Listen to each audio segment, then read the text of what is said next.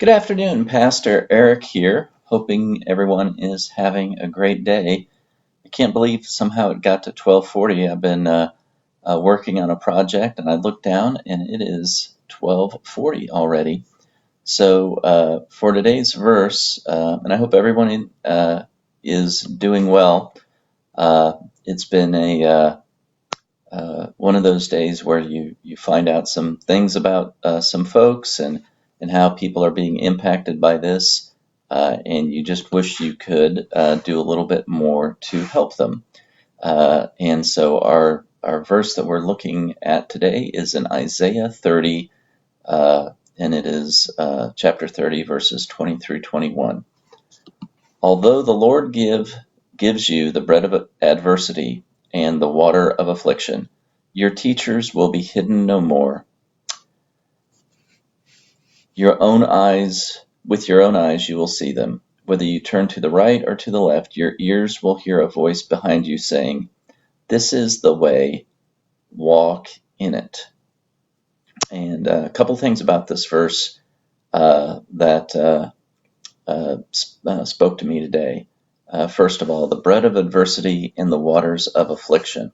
Now, that's something that we normally don't think about when we talk about our faith life. We in America are so used to being blessed so much and so continually that we don't even think about talking about adversity. And so here, the prophet Isaiah was speaking to the Israeli nation, and they were in exile in Babylon. So they weren't even for 70 years they were in exile, and they didn't even get to be living in their own homeland.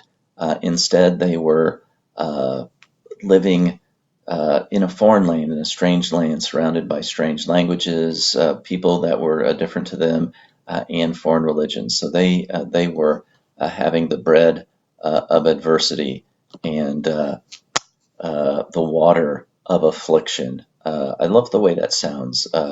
When you think about it, what do you need in life? You need bread and water. You need food and you need liquid.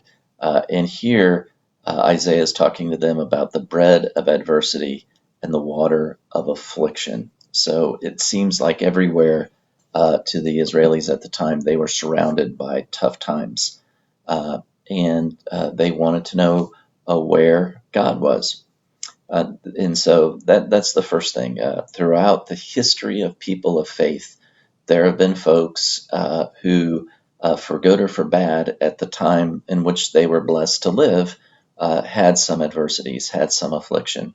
And so the fact that we're having some adversity and affliction right now is not necessarily a statement of God's displeasure with us. That's the way the world works. Now, I'm not going to say God can or can't do things for any particular reason he wishes or not. I'm not going to say that I know this was just because of the free choice and sin that's in the world or because God did. I don't know. But I know that it doesn't automatically say that that we've lost God's blessing or God's presence or God's ability. Even in the midst of much tougher adversity and affliction than we've had, God is still with us. And here, God was with them in a particular way. He said, look, you're going to be going in a direction. And if you go to the right in a way you're not supposed to, or if you go to the left in a way you're not supposed to, either way, I'm going to be there and I'm going to be guiding you. And I think that's what most of us want in our relationship with God. And I can't speak for all people, but I innately know that God's sacrifice of his son, Jesus, on the cross, in Jesus' love for me, displayed not only through his sacrifice, but through his teachings. I innately feel the love of God and have ever since I heard the story of Christ. And so in a time like this, I don't fear the loss of the love of God. But I do constantly feel the need for God's direction in my life. And here, in the midst of adversity, in the midst of affliction, the prophet Isaiah told those following God that God will give it to you. Whether you're going to the wrong way, to the right or to the left, God will give you direction. So the word for today is rely on God for direction in your life. And don't worry that because we're going through some hardships right now that he has withdrawn his hand of blessing on us, because God's love and his blessing never ends. Have a great day.